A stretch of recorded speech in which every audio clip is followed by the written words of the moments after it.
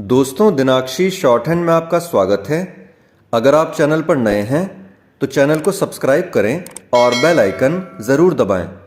आज की संपादकीय डिक्टेशन 753 शब्दों की एक डिक्टेशन रहेगी जो कि 80 शब्द प्रति मिनट की गति से बोली जाएगी। अगर आपको इस डिक्टेशन की स्पीड को 100 शब्द प्रति मिनट करना हो तो आप YouTube पर स्पीड के ऑप्शन में जाकर स्पीड को 1.25 कर सकते हैं। इस डिक्टेशन की डेमो आउटलाइंस आप हमारे टेलीग्राम ग्रुप से प्राप्त कर सकते हैं। और अगर आपको इस संपूर्ण संपादकीय मैटर की सभी एडवांस आउटलाइंस और वाक्यांश की आवश्यकता है तो आप हमारा editorial special paid batch join कर सकते हैं।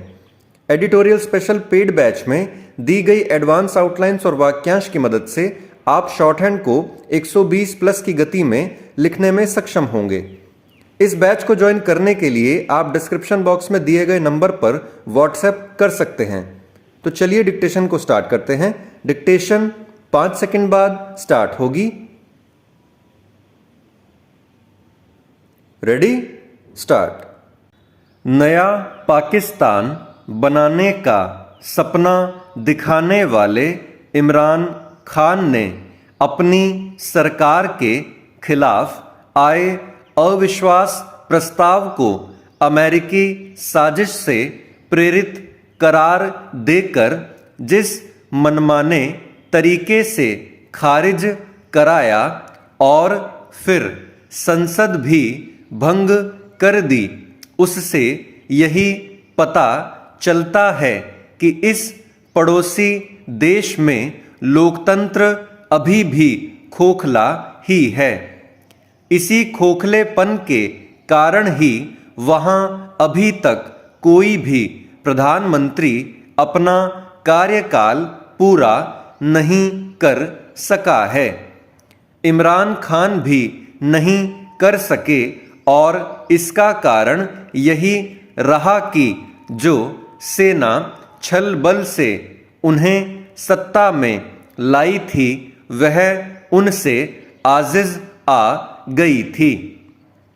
इसका पता इससे चलता है कि जिस समय इमरान यह शोर मचा रहे थे कि विपक्ष अमेरिका के इशारे पर उनकी सरकार गिराने की साजिश रच रहा है, उसी समय पाकिस्तानी सेना प्रमुख जनरल कमर जावेद बाजवा न केवल अमेरिका से अच्छे रिश्तों को रेखांकित कर रहे थे बल्कि यूक्रेन पर रूस के हमले की आलोचना भी कर रहे थे। उनके इस बयान से यही संकेत मिला कि उन्हें इमरान का हालिया रूस दौरा रास नहीं आया।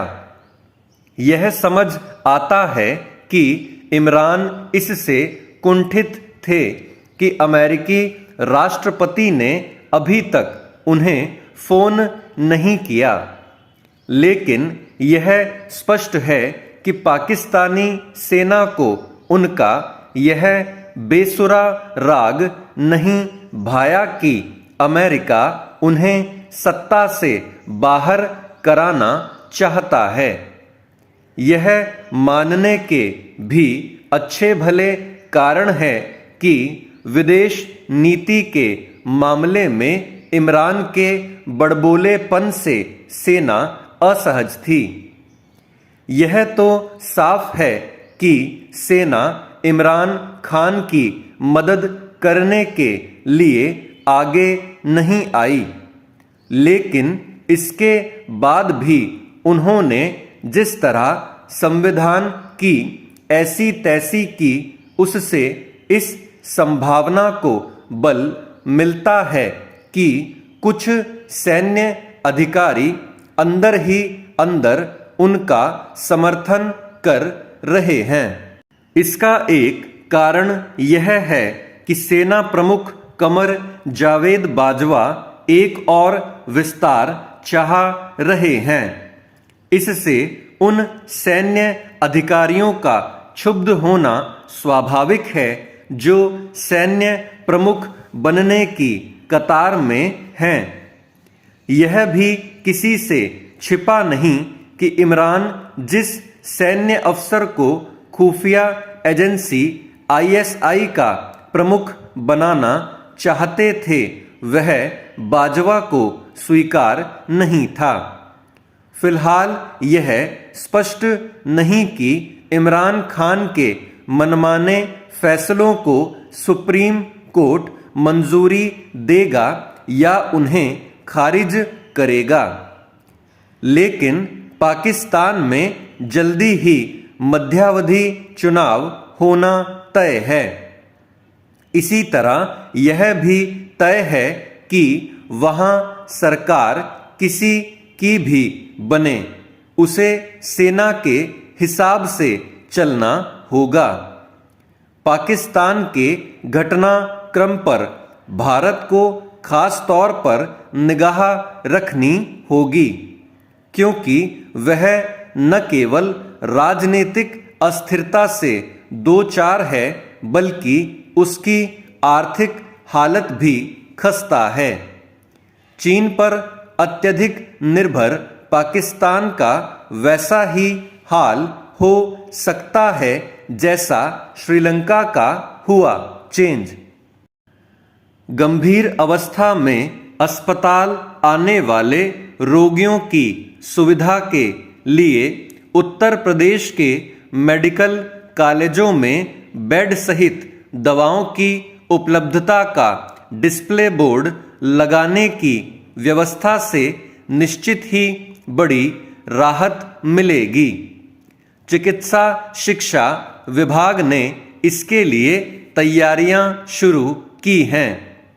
जो व्यवस्था बनाई जा रही है उसके अनुसार मेडिकल कॉलेजों में डिस्प्ले बोर्ड में यह सूचना लगातार प्रदर्शित होती रहेगी कि कुल कितने बेड हैं और कितने खाली हैं। अभी इमरजेंसी में मेडिकल कॉलेजों में पहुंचने वाले मरीजों को यह पता नहीं चल पाता कि जहां वे उपचार के लिए पहुंचे हैं वहां उनकी पीड़ा के निदान के आधारभूत संसाधन और उनकी उपलब्धता है या नहीं। इससे कई बार रोगियों को इमरजेंसी में प्रतीक्षा के बाद दूसरे चिकित्सालयों का रुख करना पड़ता है। कई बार इस दौड़ भाग के बीच ही काफी देर हो जाती है। इसी दुविधा के कारण साधन संपन्न लोग तो मेडिकल कॉलेज या सरकारी अस्पतालों का रुख करने से भी घबराते हैं और महंगे निजी अस्पतालों में जाना पसंद करते हैं, किंतु सभी के लिए ऐसा कर पाना संभव नहीं। प्रदेश की बड़ी आबादी स्वास्थ्य और शिक्षा जैसे विषयों के लिए सरकारी व्यवस्थाओं पर ही निर्भर है। यह उसका बुनियादी अधिकार भी है। कोविड-19 के प्रकोप के दौरान प्रदेश की चिकित्सा व्यवस्था की कई कमियां और ताकत खुलकर सामने आई। उन्हें दूर करने के लिए कुछ अच्छे प्रयोग हुए और उनसे बड़ी राहत मिली। डिस्प्ले बोर्ड का प्रयोग इसी दौरान सामने आया। कोविड अस्पतालों में बेडों की उपलब्धता के संबंध में जानकारी देने की व्यवस्था की गई थी। चिकित्सा एवं स्वास्थ्य विभाग की वेबसाइट पर अस्पतालों में बेड की स्थिति प्रतिदिन सुबह शाम अद्यतन की जाती थी। इसके अच्छे परिणाम मिले। इसी आधार पर अब मेडिकल कॉलेजों और भविष्य में सरकारी अस्पतालों में बेड की उपलब्धता की जानकारी सार्वजनिक रूप से उपलब्ध कराने की पहल की जा रही है। इसमें दवाओं की उपलब्धता की जानकारी के लिए भी ऐसी ही व्यवस्था की जा रही है। स्टॉप। दोस्तों, डिक्टेशन अच्छा लगा हो तो वीडियो को लाइक और शेयर करें और चैनल को सब्सक्राइब करके बेल आइकन ज़रूर दबाएं। इस डिक्टेशन की आउटलाइंस आप हमारे टेलीग्राम ग्रुप से प्राप्त कर सकते हैं। तो चलिए अब आपसे अगली वीडियो में मुलाकात होगी। तब तक के लिए धन्यवाद।